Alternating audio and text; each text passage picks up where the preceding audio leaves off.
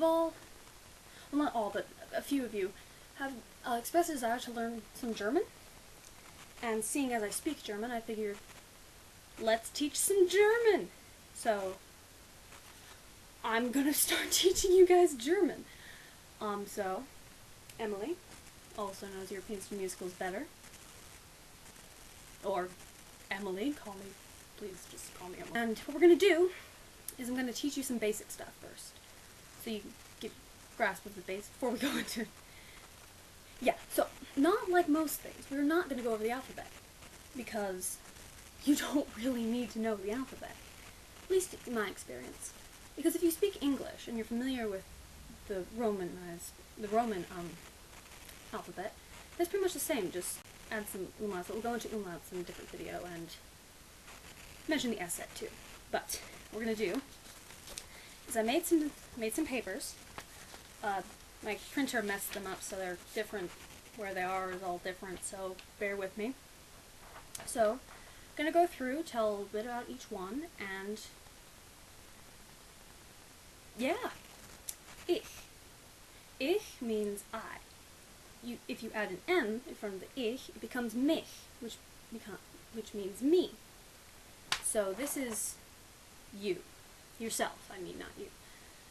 So this, you say, ich will nach Hause gehen. Du. This is the informal you.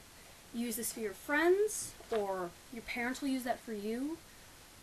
Depending on the family, you might use it for your parents, but you don't use it for people on the street, you don't use it for your teachers, you don't use it for your boss. You really don't want to walk up to someone and use do, and that's just considered really, really rude, so you don't want to do that. There's the S. These all have the same form to them. It's he, she, it. So, would be when you're referring to a man, Z would be for a woman, S would be for a neutral thing. As I mean for neutral, I mean you also use these when you talk about objects, because you have der, die, and das, which I probably should have done first, but that'll be the next one, okay? Can we make a deal there? That's gonna be next. Okay, it'll be next. When you have the der, which is a masculine, the masculine you refer to as an er if you were just replacing what it actually is with a little pronoun. It's more complex. We'll get Z. Now, this Z means them. So, Sie geht zum Kino. They go to the movies. Or they meet for ice cream. They go to school. It's not confusing, trust me. Wir. Wir is we. We are going to meet later today. We are going to go on a trip. We are going to see a musical. Ihr. Ihr is you all. So if you're talking to your group of people, it's ihr.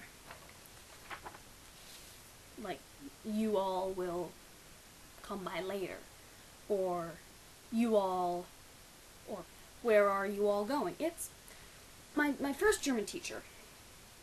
She said that it's like y'all in English if you're from the South, or say y'all. I don't know what she means by that. I have some second cousins who live in Texas, but I've met them once, so I'm not familiar on how to use y'all, so. But it means you all. Z. This is the formal you.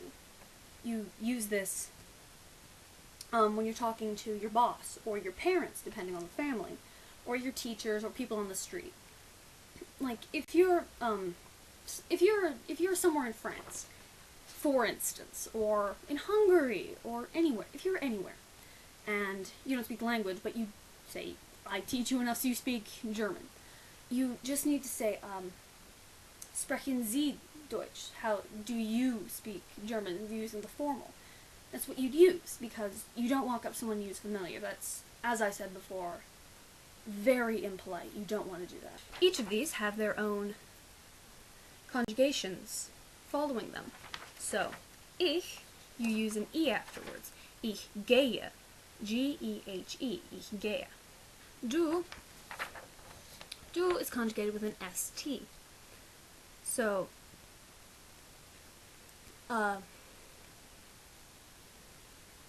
fahrst du.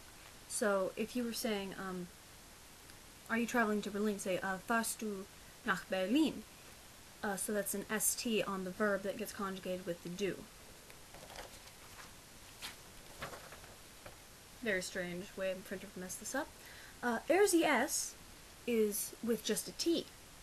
And I'll show a picture on how my first German teacher taught me and my class how to remember it. So if you imagine it as one person, that's just as one person, okay? So there's the S. Es ist sehr kalt. It's very cold.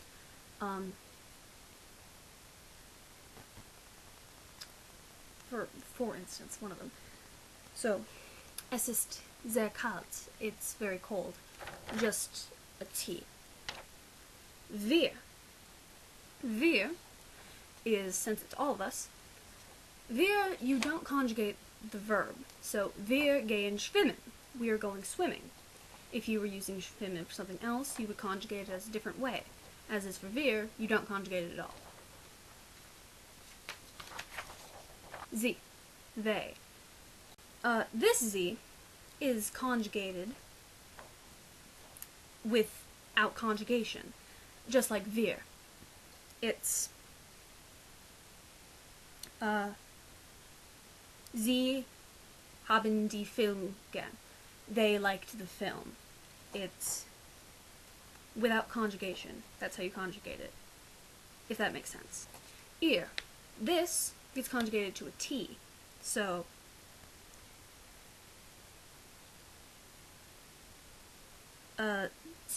example, seid ihr bereit? Are you all ready? If you're talking to a group of people, like before a sports game, or before a test or something. That's what my German teacher says. Sie. This, like the other Sie, and for wir, as it's formal, you use the en, you don't conjugate the verb. So,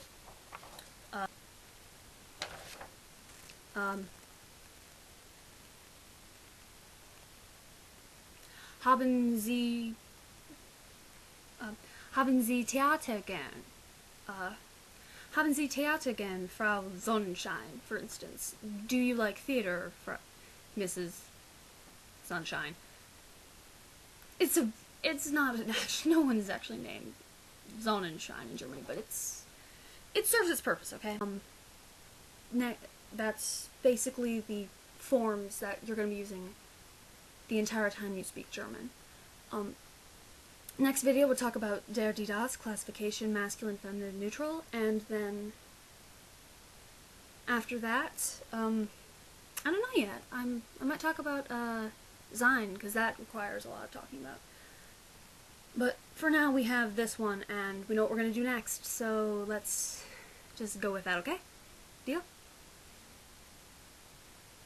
So, let me know what you thought. If I'm a good teacher, I'm probably not, but I'm doing my best. Take mercy on me, kind people. Yeah, that's it. Thanks. Thanks for watching. Thanks for having interest in German language. I mean, it's great, isn't it? I understand that it wasn't me who gave you interest. But thanks for having faith in me, I guess, in teaching you. So, yeah.